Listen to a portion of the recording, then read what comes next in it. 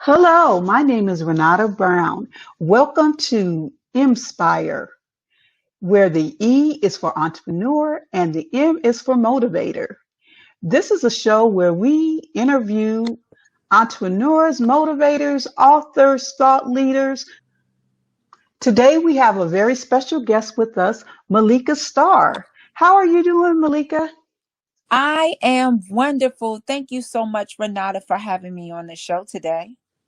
Well, I'm glad to have you here. Now, Malika got a whole lot of hats that she is wearing, and she's holding down a full-time job. So we're going to get into all of that. She is an author. She is a businesswoman. She is a publisher. So you started writing at 12. What was your inspiration to start writing that early? I don't know, I always loved words. And I was a child who grew up very, even though I had a twin brother, I was very isolated. Like I like to stay to myself. And so I used to just pen my thoughts. I had this very vivid imagination. And once I learned how to write and use words and cultivate sentences, I would just write in my diary and put my imagination to some stories. Or as I got into my teenage years, it used to be love letters and poems, and then love letters for my friends. And I would write poems for church. So I think that's what started it all. I can definitely relate. I started writing at 8, mostly poetry and did the whole church thing. And so I can definitely relate to being inspired by the pen at a young age. So, but it was quite some time later when you published your first book.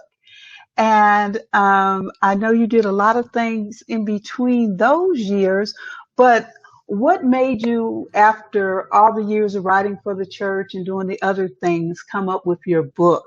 And I'm going to let you say the title because I need you to say the title and what's that all about. Well, thank you so much for asking. Uh, it was accumulation of things. When I was about 23 years old, I was a single mom. I was a teen mom. I had my first son at 19. I had started college, then stopped college, but then got serious and re-enrolled in a community college, Essex County College in Newark, New Jersey. Let me give my alma mater a shout out.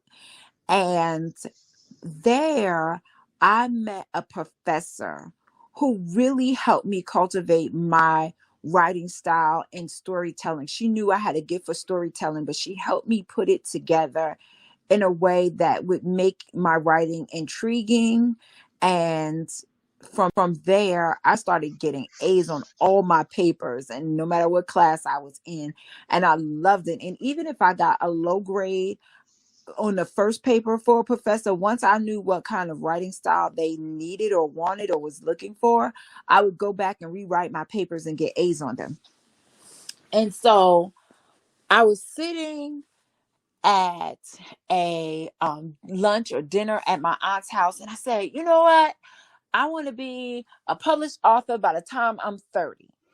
And my cousin's boyfriend said, shut up, dummy. You ain't never going to do that. You know, the devil always has somebody to try to stop what you're dreaming of. And so I really gave it no more thought after that. You know, I'm a single mom. I'm a teen mom. I don't have no bright life to be writing, but I always was just inspired to write. I was a writer at Essex County College, where I became the copy editor at the newspaper. I wrote several articles for our newsletter. We had our own newspaper, so I wrote there. So I had some support. And then my cousin was the editor in chief at Essence Magazine, right after Susan Taylor stepped down or retired. And she allowed me to come meet Iyanla Vanzant when she was interviewing her. And this was right before she really blew up. So she was emerging, and it might have been right before or right after she was on Oprah show for the first time. And I was so inspired. I was like, this is what I want to do. I want to write stories.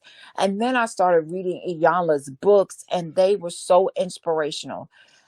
Then I got a copy of Dr. Willie Jolly's book, A Setback is Just a Setup for a Comeback, and then turning your setbacks into greenbacks. I read that book 3 times, and it was just like, you know what? You're going to write your book. So I went through a very tumultuous marriage that ended abruptly. And I wrote on my wall on a piece of paper, I will not get depressed in the process. I put myself back through school and finished my bachelor's degree. And then my brother said, well, aren't you going to go get your master's? And I was like, nope, I'm going to write a book. And then I came up with Now That I Know Better. And it took my journey through all my life lessons and just the courage to face my mistakes and poor decisions in life, and realize that our mistakes don't define who we are and who God created us to be. And so I was so um I don't know. God put me at a job where I was able to, after I did my assignments for them, it was quiet. He was like, right. So in about 7 months, I wrote and published Now That I Know Better. And That it, is awesome. That is so awesome. Love to hear that. I had a chance to hear Miss Van Zant this Sunday on Clubhouse speaking. So that's kind of like a full circle moment. I don't know if you had a chance to hear her Sunday, but very inspirational. And so now that I know better, a culmination of the things that you learned up to that point. Mhm. And so that's awesome. And so I see that you also have a company that you started your own publishing company. So how did that come about? Yeah. So once I wrote my book, I produced it. People would come up to me and say, hey, I want to write a book. You know how to write a book? I want to write a book. Can you help me write my book? I was like, Lord, this is my business. And so I turned it into a business. So it's a full-fledged publishing company. I either teach people how to self-publish properly, or I help them publish their books. So I really enjoy helping other people bring their dreams to pass. So, That's very exciting to be able to help people take what's inside of them and birth it. I call authorship is like giving birth and then watching those books grow up and come to fruition. So it definitely is a very rewarding thing. We are lucky and feel very blessed of what we do on EM-Spire Publications with the mhm. authors that we have are part of us. So it definitely is a rewarding feeling. And so you also have a marketing company, the Power of Two Marketing Services. So you Yeah. just all over the place. I mean, how do you do it Well, they all? all speak to each other. So the Power to Marketing Services is really a writing services company. So we write content management for businesses as well as individuals. It started with my love for writing resumes and helping people get their foot in the door. So the Power to Marketing Services is really the parent company to Molly Star Publishing. The Bible does say that we should have many streams of income. So when one is slow, the other picks up. People need resumes. They come. I'm right. Affordable resumes that get results. And so they're all still in a line with the gift God has given me to write. So they are one and the same. I definitely understand that. I always tell my team, we do everything in the same vein, but if you ever see me want to open up a auto mechanic store, that might be the time you pull me aside and have a little talk with me. So Absolutely. I can Absolutely. definitely identify with having those in the same vein. So we're going to wrap up, but if there was one thing that you wanted to leave this earth with and a legacy, what would you want that to be? the power to be able to recognize your learning seasons, that life is a classroom, plain and simple. And so when we're born, we learn how to move our parents to know when to feed us and change us if they're attentive to us. We learn in school our alphabet, our letters, our words, our math to help us grow to the next season in life, which could be college or some type of higher education. Our lessons at home. I fuss at my kids often to say, you think that I'm giving you chores to be mean. I'm giving you chores so that when you grow up, you'll know how to take care of your house, your environment around you, how to be organized. So I think everything is a learning season. The problem is sometimes as adults, we feel like we can't learn anymore. And so we stay stuck in those patterns of when we were in high school or when we were in college, and we often reminisce on the past and not experience the classroom we are in now. It gives us um and it tends to make us stay stuck. So the legacy I would like to leave is that it's possible to become unstuck. The minute we start paying attention to the classroom we're in, the lesson life and God is trying to teach us, so that we can all advance to a higher consciousness and a higher self, if that makes any sense. Okay, yeah, I get it.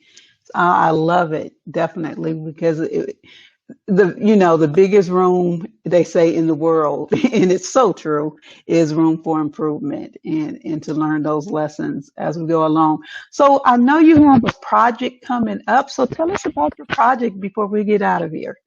So my next project is coming up. So everybody keeps saying, "When's the next book coming out, Malika? When you write your next book?" And so I feel like now that I know better, still hasn't gained the momentum that I wanted to, but I'm hoping that now more and more people will be able to know about. Now that I know better, they'll grab up the copies.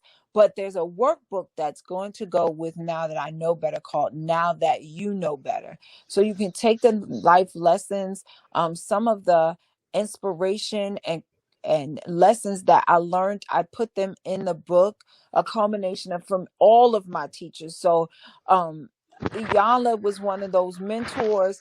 I would sign up for her classes. I did meet her a long time ago. I was able to sit in her classroom. She came to my church for our women's experience. So Iyanla was inspiration. Oprah was inspiration. TD, Creflo Dollar was inspiration. Joyce Myers was inspiration. But my biggest hero outside of my friends, who is actually a friend of mine, but more than that, she's my pastor. Pastor Yolanda Peoples took us on a gratitude journey. And some of the lessons that most inspired me, I've put them into Now That You Know Better, so that people can heal. That's my desire. My biggest desire in life is to make a positive impact on somebody else's life. And then I hope that they would choose to receive what I have to share and the gift that is inside of me. So that's one of my biggest projects that's coming out now.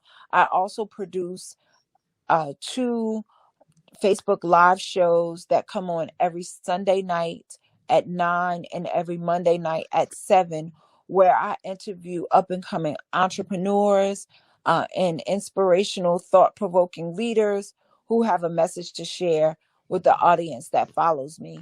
And so I'm really excited about that. And I believe in April, we're taking it to an internet radio show that'll be aired out of Philadelphia, Pennsylvania, but it'll go out around the world. So I'm really excited about those two projects. Um, so that's it. And whatever else God has for me, I'm available. Well, definitely congratulations on all your success and everything that you're doing and future success. We're glad that you stopped by. And as we say over here at EM-Spire, we are the place where entrepreneurs and motivators come. And you're definitely both of those things, an entrepreneur and a motivator. So thank you for stopping by and chatting with us. And you have an awesome, miraculous, wonderful day. Thank you so much for having me. You are welcome.